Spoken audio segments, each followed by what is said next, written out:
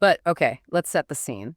So we open with Camille arriving in France. She's at the airport. Right. And the visual storytelling here is just immediate. She is clutching this suitcase, which we know is full of that stolen Georgian wine. Right. The heist wine. Yeah, she's holding it like it contains nuclear launch codes. She won't even let the driver touch the bag. Right. But what's even more telling is the dynamic with Thomas when he picks her up. Oh, that was hard to watch. The guy is radiating excitement. He just found out that his own wine, the Kunwas, is a finalist in the first vintage contest. Which is a massive deal. Right. He is beaming. He looks like a puppy who just caught the frisbee. Yep. And Camille is physically present, but emotionally she is miles away. She gives him this dismissive, you really deserve it, well done, but you can hear the hollowness in it. It's the first major red flag of the episode. And that disconnect just gets worse when we move from the airport to the dinner party, which, by the way, was supposed to be a celebration for Thomas. Right. So all their friends are there. Miyabi, Lorenzo, even her mother, Marianne, is there. And what does she do? She hijacks it. She literally pulls the spotlight entirely onto herself. She unveils the stolen Georgian wine, and suddenly Thomas's massive achievement is just dust. She pours it for everyone, and the reaction is immediate. Right. It's not just, oh, this is a good wine. It's a religious experience. Yeah. Lorenzo, who we know is an incredibly tough critic, basically loses his mind. He says he wants to become a monk. Right. He suggests the wine guide shouldn't even have other wines in it. Just this bottle on the cover and 1,200 blank pages. It is brutal. And poor Thomas. Lorenzo actually apologizes to him. He says, sorry, Thomas, your wine is excellent, but this one... And Thomas just looks at him and says, I know. That moment is tragic. He has been rendered invisible in his own celebration. Right. So while she is running away from ethics, Issei is running toward the truth no matter how painful it is. We see him at his office, ignoring all his professional duties, tastings, book edits. Right. He goes to find his mother, Honoka, but she refuses to see him. She is literally hiding from her own son. Which leads to that pivotal scene with Hirokazu. Yep. He tells Hirokazu that he has a vision of his mother trying to hold him underwater, trying to drown him as a child. But he shuts it down immediately. He says that's just a nightmare. That's not what happened. When Issei pushes back asking, are you sure it was an accident? Hirokazu snaps. He says that's enough. It's pure avoidance. Yes, he says you don't know your mother, which is meant to sound reassuring, but in that context, it lands like a warning, like don't dig here because you won't like what you find. Totally.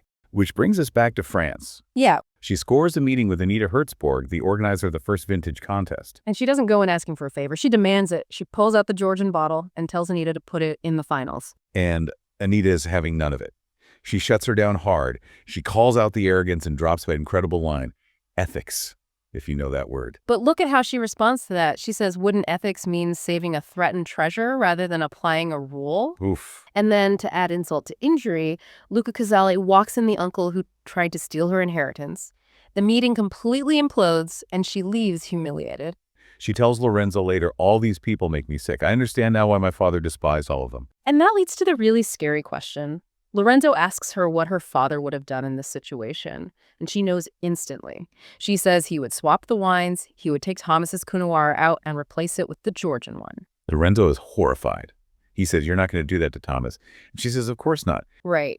So the heist movie turns into a spy movie. We get this almost comedic scene of Lorenzo spying on Muriel, the journalist, to get a list of the finalists so they can find a target to manipulate. It is absurd, isn't it? But the stakes are so high, they identify Juan Lopez. Right. He is the perfect victim for what they are about to do. So enter the sting operation. Right. The bribe. This is the scene that I think changes everything for Camille's character. They invite Juan up to their suite. And they start with the hook. They pour him the Georgian wine. Juan's reaction is genuine reverence. He admits he could never make a wine like that. He is humble. He loves the craft. You can see it in his eyes. He just appreciates beauty. Which makes what they do next even grosser.